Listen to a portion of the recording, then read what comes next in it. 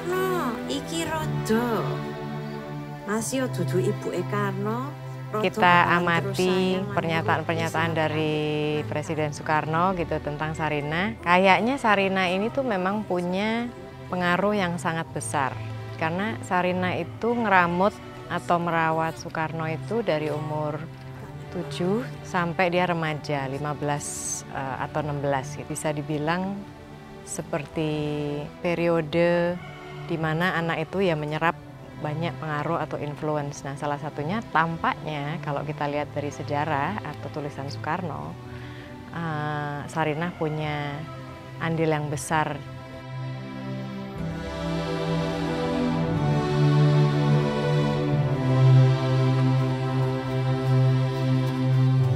Sebenarnya yang mendasari kami untuk membuat film pendek Sarinah ini adalah kami melihat sosok Sarinah bukan hanya seorang pengasuh bagi Bung Karno, tapi ia yang membuat Bung Karno itu sadar bahwa ada rakyat yang perlu diperjuangkan hidupnya. Ya, ini yang ternyata membuka mata kami ya tentang betapa pentingnya sosok Sarinah ini. Kak, oke. Ayo kita next. Good job.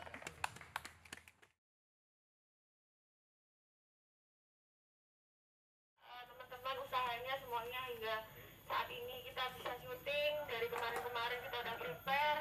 Semoga hari ini kita bisa berkarya semaksimal mungkin ya. Selama ini kita banyak mendengar nama Sarinah sebagai suatu nama departemen store. Namun hanya beberapa masyarakat Indonesia yang mengetahui bahwa nama Sarinah ini diambil dari nama seorang pengasuh Presiden pertama kita Soekarno di masa kecil pada saat beliau tinggal di Mojokerto. Seorang pengasuh yang banyak memberi inspirasi, banyak memberi petuah, banyak memberi nasihat yang menjadi bekal Presiden Soekarno dalam memimpin negara ini. Kami ingin membuat suatu film pendek yang menceritakan tentang figur sosok Sarinah ini. Konsultasi ke Mas Guru, yang mana Mas Guru banyak menceritakan juga tentang hubungannya dengan pengasuhnya yang menurutnya juga kurang lebih sama dengan hubungan antara Bung Karno dengan pengasuhnya. Satu hal yang penting Bapak ceritakan bahwa Sarinah itulah yang mengajarkan Bapak gitu, mengajarkan untuk mencintai semua ciptaan Tuhan, mencintai sesama manusia, terus menghargai, harus rendah hati. Di dalam kehidupan saya itu, saya sebetulnya juga punya mbok pengasuh yang saya bayangkan kok ya persis kayak Mbok Sarinah gitu. Namanya itu waktu masih kecil memanggilnya Nek Joyo. Ketika Bapak cerita tentang Sarinah, saya juga merasakan tentang apa yang dilakukan Nek Joyo terhadap saya gitu. Nek Joyo juga memberi nasihat pada saya gitu. Harus sabar, harus menghargai semua orang. Sarinah ini sosok wanita yang sangat luar biasa. Beliau begitu tinggi, begitu bermanfaat dan juga begitu menginspirasi. Sehingga menjadi satu nama yang dipakai oleh Bung Karno sebagai department store pertama di Indonesia atau pusat belanja pertama di Indonesia. Tapi di luar itu dari message ataupun value yang beliau ajarkan sangat menginspirasi bangsa Indonesia.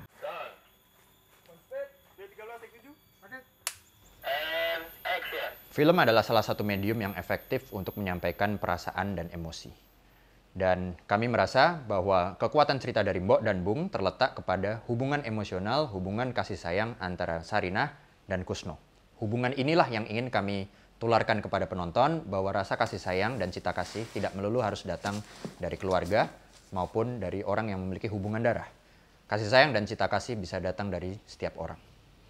Nindi Raras memiliki banyak film pendek yang memiliki kekuatan atau fokus kepada hubungan dua orang, dua karakter.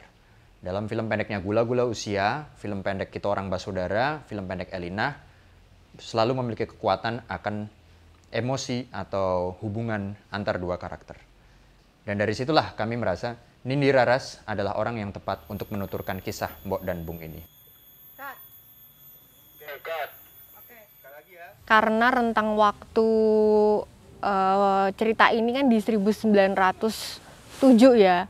Kami pun meriset bagaimana situasi Mojokerto di waktu itu dan bagaimana perkembangan masyarakatnya di sana gitu. Dan seorang perempuan yang bernama Sarinah ini dengan karakter yang menurut kami cukup beyond ya. Pada waktu itu bagaimana dia bersikap gitu. Frame, and action.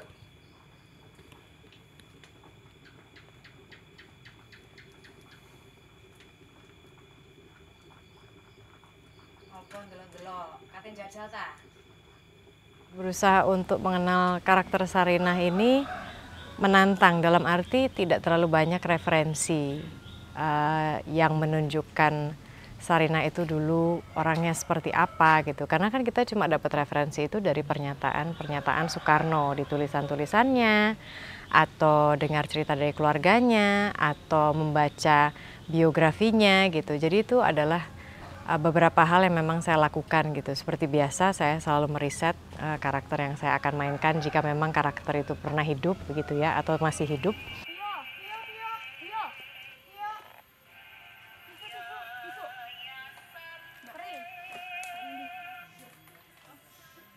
Selain mengenal Marissa sebagai aktor yang terlibat dalam berbagai film layar lebar, tentu saja kami mengenal Marissa sebagai seorang pencerita atau seseorang yang suka berbagi. Marissa senang berbagi berbagai macam perasaan, pemikiran, kompleksitas yang ada dalam diri manusia. Marissa berbagi tentang bagaimana kita menghadapi kehilangan, tentang bagaimana kita menghadapi suatu keinginan yang tidak terwujud, dan bagaimana kita menghadapi situasi-situasi yang tidak bisa kita kontrol. Dan disitulah kami merasa bahwa Marissa memiliki spirit yang sama dengan Mbok Sarinah itu sendiri. Suatu spirit di mana Mbok Sarinah suka berbagi nilai-nilai kehidupan kepada Presiden Soekarno, Kusno di masa kecil, dan bagaimana Mbok Sarinah mengajarkan kasih sayang, mengajarkan bagaimana cara berbagi, mengajarkan bagaimana cara kita bersolidaritas. Kami merasa kedua spirit itu memiliki energi yang sama kuat, dan karena itulah kami merasa Marissa adalah orang yang tepat untuk menggambarkan atau merepresentasikan sosok Mbok Sarinah. Kok durung mulai-mulai, kaya nggak ono. Mbakmu iku njagani ibumu. Wes jentene ae yo. Mene ibumu nek wis waras iso mulai. Kemudian yang berikutnya saya lakukan adalah setelah membaca sejarah biasanya saya bikin timeline. Oh ya oke. Jadi saya tulis gitu tahunnya, terus kemudian saya berusaha untuk mengira-ngira gitu ya. Oh beda usianya Soekarno dengan Sarinah ini berapa gitu. Cuma pertemuan pas dia akhirnya diminta jadi ya pengasuh lah ya, itu gimana ya? Nah ketika saya sudah melakukan riset itu sendiri secara individual, biasanya saya senang nih bisa dikasih kesempatan untuk diskusi dengan sutradaranya. Di sini Nindi ya. Selain dengan Nindi ada juga beberapa teman dari produksi gitu, rekan-rekan dari produksi seperti Tia, Hanes. Untungnya teman-teman atau kolega di film ini tuh bisa saling mengisi gitu, saling mengisi karakter Sarinah ini yang memang secara tertulis tidak banyak gitu di sejarah kita. Tadi kita coba yang paling comfortable aja, bentuknya maksudnya ya bentuknya. Jadi ketika Mbak Marissa sudah datang di Jogja, dia mengajak saya, Mbak Nindi sebagai sutradara, Hanes Ilyas sebagai line producer untuk mengobrol bersama di suatu tempat makan. Jadi kita bersama-sama menyatukan perspektif kita bagaimana sih Sarinah ini di mata kita semua. Kemudian di malam itu pun Mbak Marissa juga banyak mengobrol dengan Kenichi. Kenichi adalah talent yang menjadi Soekarno kecil. Dari situ akhirnya chemistry Mbak Marissa dengan Kenichi didapatkan karena si Kenichi ini juga anak yang cukup menyenangkan gitu, jadi dia tidak cukup sulit untuk beradaptasi dengan Mbak Marissa.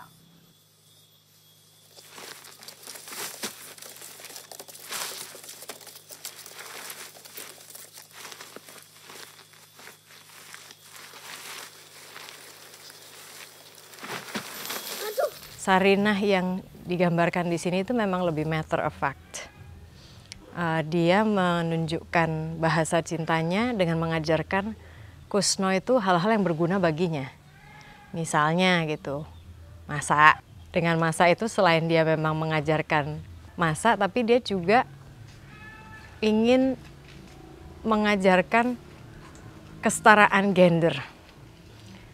Karena ada satu adegan di mana Kusno itu diledekin sama teman-teman lakinya yang di sini. Kusno lagi jemur baju, terus diledekin, ngapain kamu itu?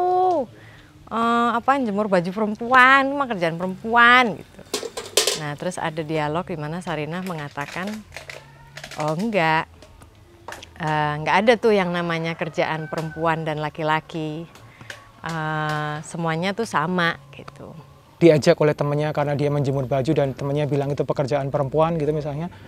Ada resistensi di sana bahwa sebenarnya dia mungkin sudah punya visi atau punya perspektif bahwa ini pekerjaan semua orang gitu. Tapi dia di umur itu mungkin dia butuh konfirmasi gitu. Makanya kemudian dia cerita ke Sarinah gitu. Nah, saya pikir visual-visual yang seperti ini, konsep visual seperti ini bisa kemudian membawa tokoh-tokoh sebesar apapun itu jadi punya konteks dengan ruangnya gitu.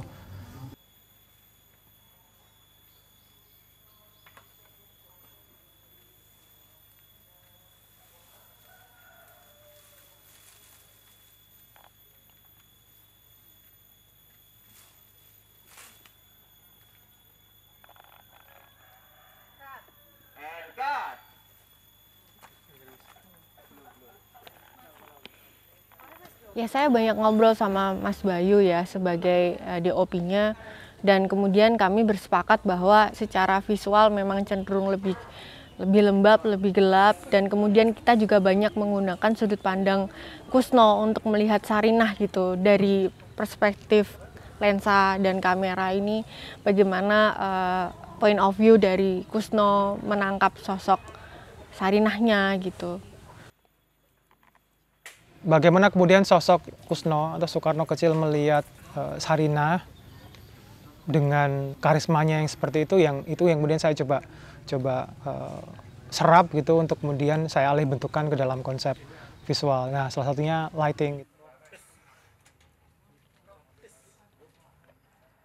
Secara umum ini film yang pendekatan visualnya menurut saya sangat realis, cenderung ke naturalistik gitu. Jadi bagaimana cahaya itu terdistribusi gitu ya di ruang-ruang rumahnya Kusno itu yang saya serap gitu ke pendekatan sinematografi saya gitu. Jadi ketika misalnya malam itu kemudian hanya ada penerangan lampu minyak gitu ya atau lampu sendir gitu kalau orang Jawa bilang, ya bagaimana kemudian saya dan kamera merespon itu sama dengan bagaimana alam udara ini juga merespon api gitu, seperti itu. Jadi hanya single source gitu, tunggal gitu ya sumbernya, tidak ada lighting artifisial lain yang sumbernya tidak jelas gitu.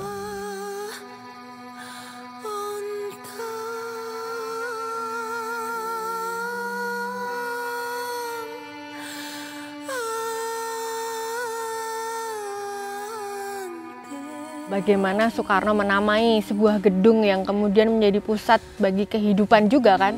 Ya, saya merasa seharusnya semangat yang coba kita tampilkan di film ini juga selaras dengan semangat bagaimana gedung Sarinah ini ada gitu loh. Walaupun kita sudah menjadi intelek, sudah menjadi orang pandai, sudah jadi mungkin pejabat, orang petinggi atau apa, tetapi yang harus tidak dilupakan adalah harus selalu bersikap rendah hati. Itu yang diajarkan Mbok Sarinah pada Bung Karno.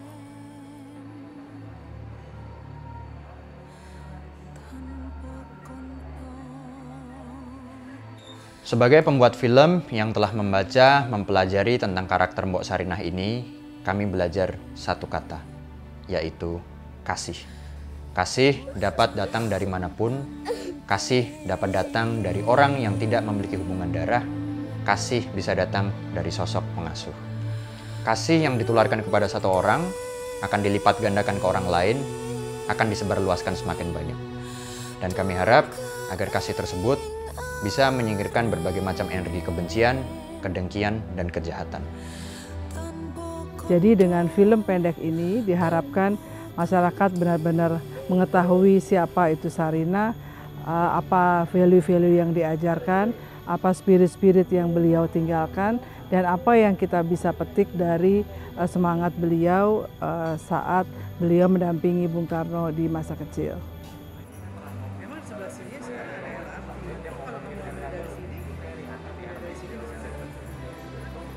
Sarinah dalam hal ini, dalam visinya menumbuh kembangkan UMKM nasional Indonesia, sangat terinspirasi oleh pesan-pesan yang disampaikan oleh Sarinah, di mana Indonesia perlu satu gerakan untuk menjalankan local pride dan juga pemberdayaan perempuan.